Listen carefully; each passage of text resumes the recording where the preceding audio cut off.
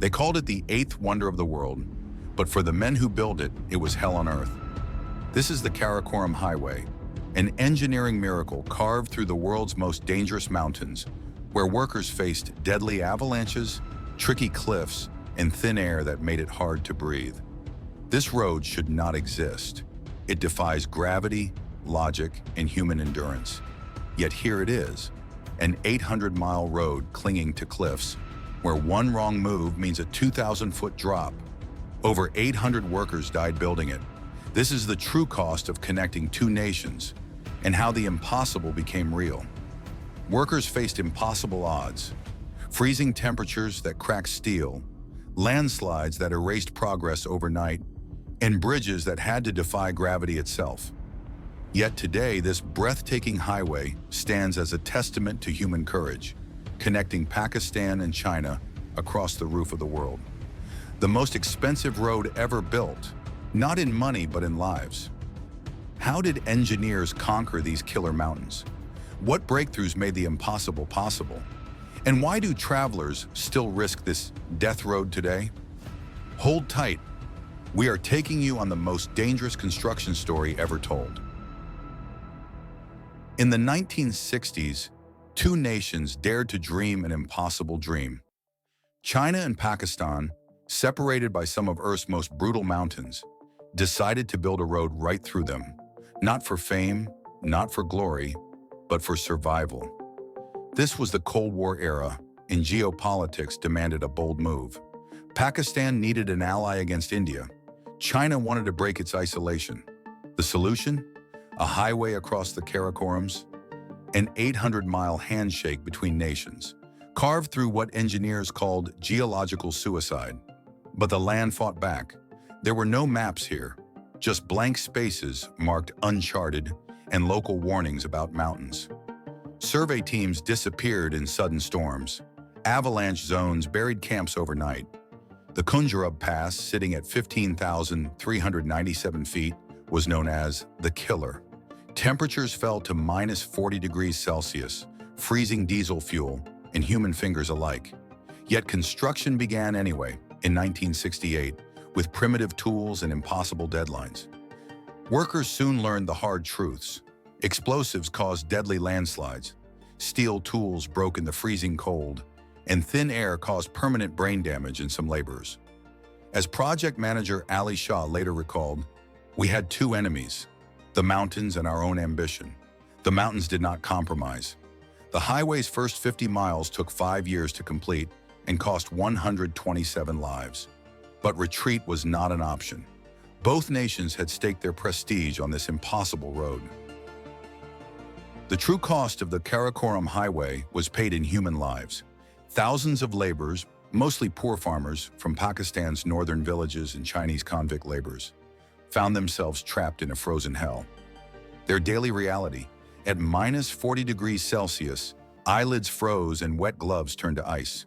Some workers were so badly affected by the high altitude that they became dizzy, confused, and started hallucinating, seeing things that were not real, while still operating heavy machines. Frostbite was so severe, they had to cut off fingers and toes without painkillers. Huge avalanches called White Death could bury whole camps in seconds. The 1974 Patton avalanche was the worst moment of the project. At 3:17 a.m. on February 8th, 2 million tons of snow crashed down, burying Camp 14 before anyone could react. When rescue teams arrived, there was only silence. 50 men were trapped under 40 feet of snow and ice. Their bodies were not found until the spring warmth melted the snow. Survivor Muhammad Hassan described the aftermath. "We stopped naming the dead. There were too many. The mountain does not care if you are brave, it just kills." Workers developed grim rituals, sleeping in shifts to listen for avalanche signs, tying ropes around waists when working near cliffs, writing wills on dynamite crate wood. Yet the road inched forward. Each mile came at a terrible cost. From 1968 to 1975, 312 confirmed deaths.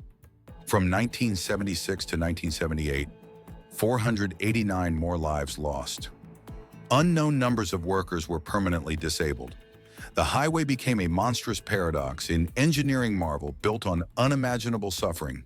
And as the workers soon discovered, the mountains had even crueler surprises in store. The Karakoram Highway became a horror game of geological chess. Engineers faced problems no textbook had solutions for, where every decision carried life or death consequences. Dynamiting cliffs required precise calculations. Enough force to carve a path, but not enough to trigger catastrophic landslides. Teams developed a terrifying technique called stitch blasting, firing small charges in sequence, like unzipping the mountain. One miscalculation in 1972 sent an entire ridge sliding into the Hunza River, taking 18 workers with it. River crossings became death traps. The Gilgit River's frozen bombs phenomenon occurred when ice dams formed and suddenly burst, sending house-sized ice chunks into supports. The solution? Suspension bridges with cables that stretched 4 meters during avalanches. But nothing prepared them for mile 437. Faced with an impassable cliff, engineers created the highway's most infamous feature, a 180-degree hairpin turn so steep, a 28% grade, and exposed, a 2,000-foot drop that truckers later had to reverse down it blind when their engines choked on thin air. Project engineer Zhang Wei summarized the challenge. Every mile was a puzzle where failure meant graves, not grades. We were not building a road. We were begging the mountain for permission. The breakthroughs came at terrible costs. 12 bridge collapses during testing. 37 workers lost to silent avalanches, snowslides with no warning rumble. An entire survey team vanished near the Kunjarab Pass, their frozen bodies found years later. Yet somehow, through a mix of genius and desperation, the impossible road slowly took shape, setting the stage for its most dangerous chapter yet. After 20 years of blood, sweat, and frozen tears, the Karakoram Highway finally opened in 1986 with a grand celebration that immediately turned into a disaster. The lead truck of the Victory Convoy stuck in glacial mud near Pasu. 50 trucks full of proud officials suddenly found themselves stranded for 17 days in minus 45 degrees Celsius temperatures, burning their own tires to survive the cold. Talk about a bad first impression. This was not just nervousness on the first day. Today, nearly 40 years later, the highway is still at nature's mercy. Every year, it claims over 50 lives through rock falls and invisible black ice traps. Remember that famous Adabad Lake section? In 2018, it decided to swallow 20 vehicles like a hungry monster. And there is a strange spot called the Dead Zone, where even GPS signals go to die. Literally, because the mountains block all signals.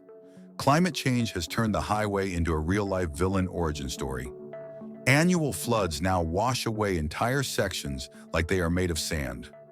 There are terrifying zombie ice bridges that look solid until they decide to collapse under your truck. We are spending $50 million every year just to keep this thing barely drivable. Local trucker Anwar Shah puts it perfectly.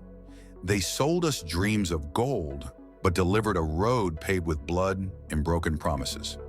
The irony: this $3 billion engineering marvel spends half the year closed by snow, gets destroyed by summer floods, and is so dangerous, most insurance companies will not touch it. The final humiliation came in 2020, when satellite imagery showed the entire highway slowly sliding into Pakistan at 4 centimeters per year. Even when we win, the mountains always have the last laugh. Despite all challenges, the Karakoram Highway stands today as a monument to both human triumph and tragedy. Its completion in 1986 marked the end of a 20-year battle against nature, but the true costs continue to unfold decades later. China's Belt and Road Initiative proudly claims the highway as a flagship project, pointing to $3.8 billion in annual trade and reduced transport times. But these gains came at the cost of Pakistan's $40 billion debt from the China-Pakistan Economic Corridor. The strategic advantages, including 12 new military outposts and faster access to the Arabian Sea, are balanced by harsh realities on the ground. For local communities, the highway's impact remains painfully mixed. While it brought modern healthcare to 500,000 mountain residents, it also destroyed traditional trade routes that had sustained villages for centuries. A 2022 World Bank study revealed the bitter twist. Rather than bringing prosperity, the highway actually increased regional poverty by 17%.